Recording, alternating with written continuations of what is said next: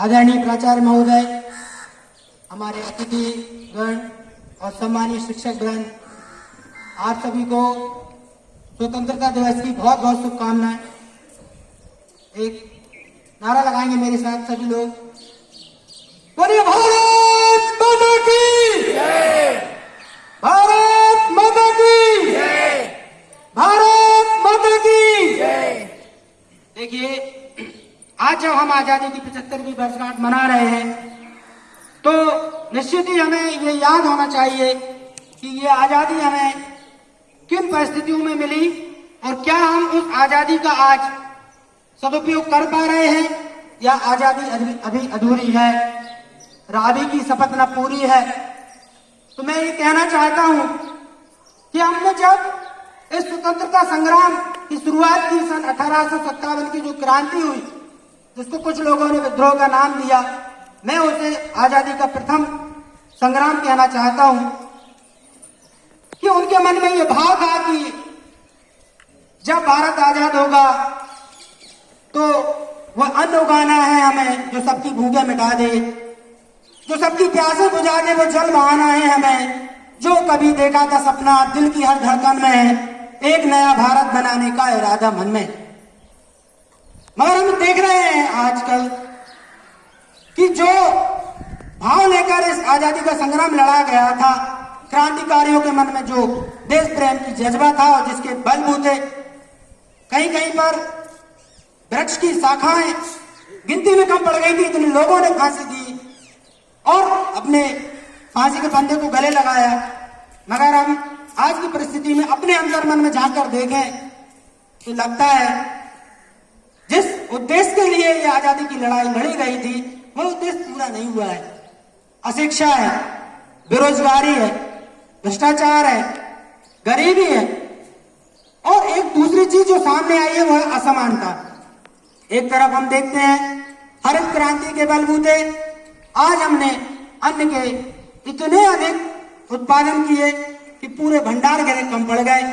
हर वर्ष नए ware house बनते हैं, इसके बाद भी जगह कम पड़ जाती है।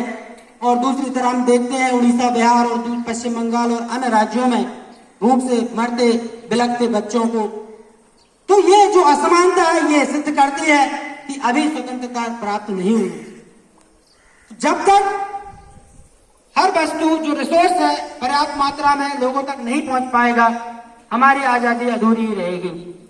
मैं फिर से आप लोगों से आह्वान करता हूं कि आजादी का अगले संग्राम के लिए भूख, गरीबी, भ्रष्टाचार मिटाने के लिए हम संघर्ष करें कि अलचंद्र को धूल चटाने वाले पुरुष फिर से जागो।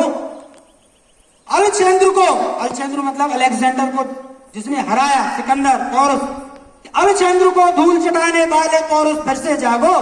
तो कितनी सीताएं अपरत हैं, महावीर निज को पहचानो, कितनी दुर्दाएं अपमानित, समरवीर सर को संधानो। अर्जुन का गांडीव कहां है, कहां भीम की गदा खो गई। कहने का मतलब यह है कि सगर सुतों से भी बढ़कर ये सुप्त हुआ है भारत सारा। हमने देखा कि एक भगीरथ की तपस्या के फलस्वरूप जब गंगा यहाँ अवतरण हुई तब सगर सुतों के जो 1000 पुत्र मरकर इस आशा में कि कोई आएगा और हमारी आत्मा को तृप्त करेगा, तब भगीरथ ने वो गंगा लेकर आए। हम आज भी भगीरथ के इंतजार में रहते हैं, अपने अंदर के भगीरथ को नहीं जगाना चाहते। सब भगत सिंह को प्रेम करना चाहते हैं, लेकिन हर व्यक्ति ये चाहता है पड़ोसी के घर में भगत सिंह पैदा हो। आप खुद सोचिए, यदि हम अपने देश से प्रेम करते हैं, अपने देश में यदि कोई समस्या आपको दिखाई देती है, इसके बाद भी आप चैन की नींद सोते हैं, इसके बाद भी हम चैन की नींद सोते हैं, तो फिर हमारा क्या मतलब है।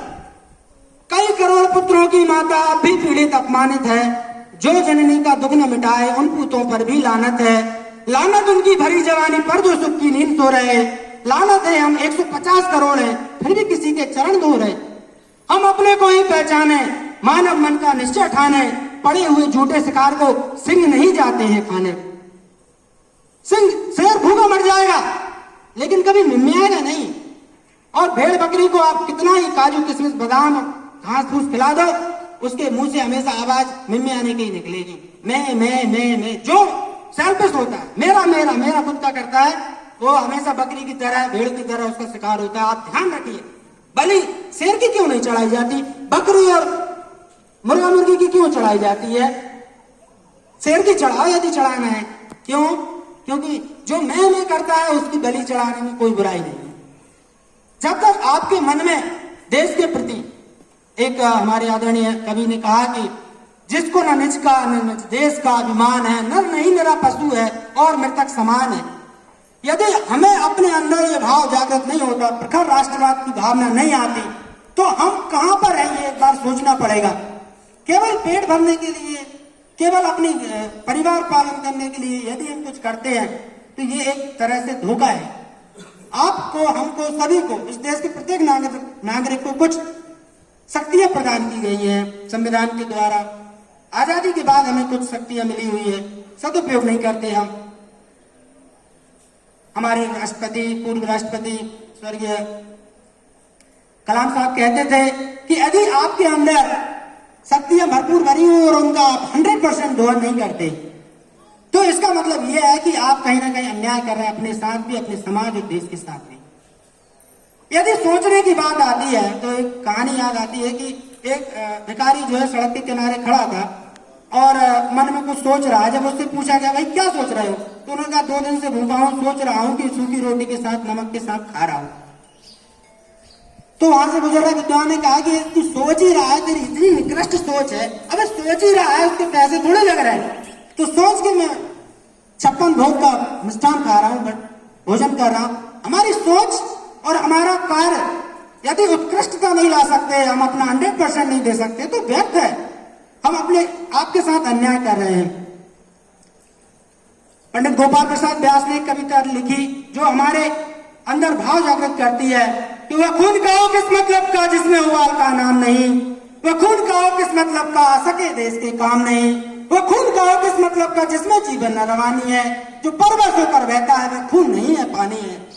उस दिन लोगों ने सही खून की कीमत पहचानी थी, जिस दिन सुभाष ने बर्मा में मांगी उनसे कुर्बानी थी।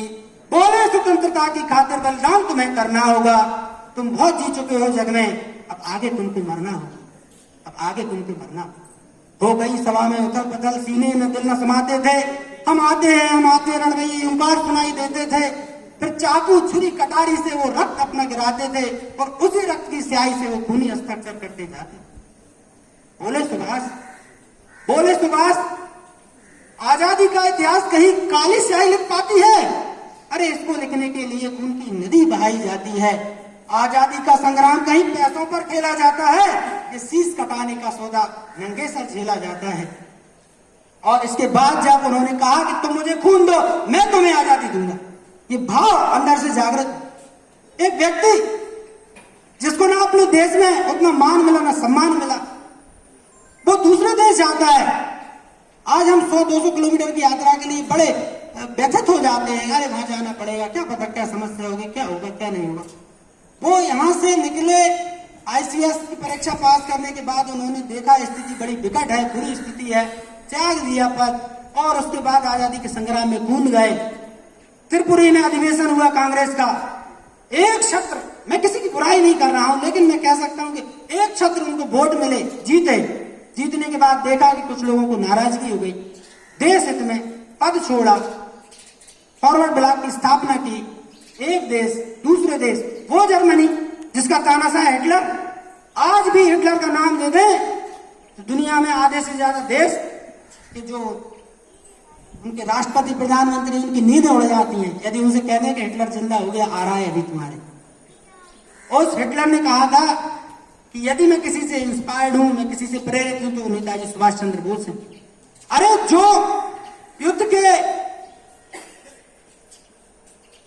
अंदर जो जेलों में उनको भर लिया गया था, भारतीय सैनिकों को, उनको रिहा करके 1.5 लाख 2 लाख लोगों को मिलकर और रानी लक्ष्मीबाई रेजिमेंट भी बनाई, आजाद हिंद फौज की स्थापना की, दूसरे देश में जाकर हिटलर जैसे लोगों को आगे झुकाया। इस तरह के नेताजी, ये वीर भूमि है हमारी। इस भूमि में कभी भी ये नहीं रहा कि कमी पड़ गई हो, उर्वरा शक्ति नहीं रही हो। हम यदि इतिहास खंगाल के देखें कि गुलाम क्यों हुए, वो क्या स्थितियां रही, क्यों हम आज आजादी का स्वतंत्र दिवस मनाने के लिए एकत्रित हुए, क्या हम इतने कमजोर रहे कि हम पे हजारों साल लोगों ने गुलामी की? और तो और जब मैं ये सोचता हूँ, ये पढ़ता हूँ कि ठीक है आक्रांता आए वो ठीक ठाक है, लेकिन हमारे देश में गुलाम वंश ने भी राज किया, गुलामों ने राज किया, इतने निकृष्ट हो गए हम? नहीं भाइयों, इतनी निकृष्ट भारत भूमि कभी नहीं रही। ये वीर भूमि वसुंधरा है। यहाँ पर चाहे हम पुराने पृथ्वीराज चौहान से लेकर नेताजी सुभाष चंद्र बोस की बात करें, वीरों से भीन कभी नहीं हुई।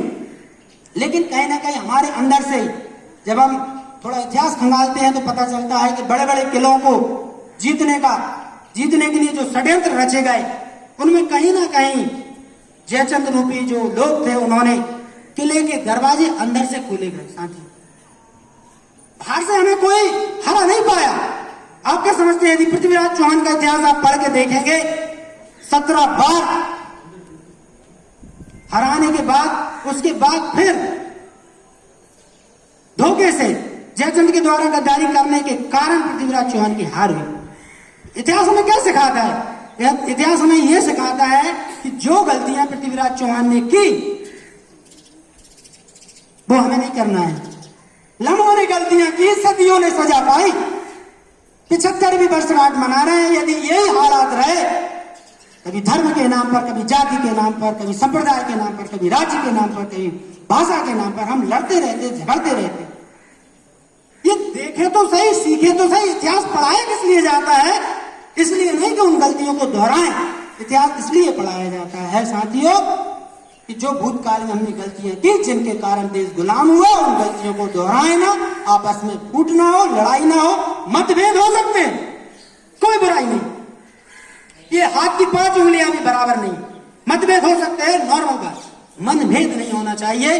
जब राष्ट्र की बात आए, क्या हिंदू, क्या मुस्लिम, क्या सिख, क्या ईसाई, क्या बौद्ध, क्या पारसी, हम सब एक भारतवासी है। ये दिवस इसलिए मनाया जाता है कि हम इस चीज को भूलें नहीं, अंतरतम में याद रखें।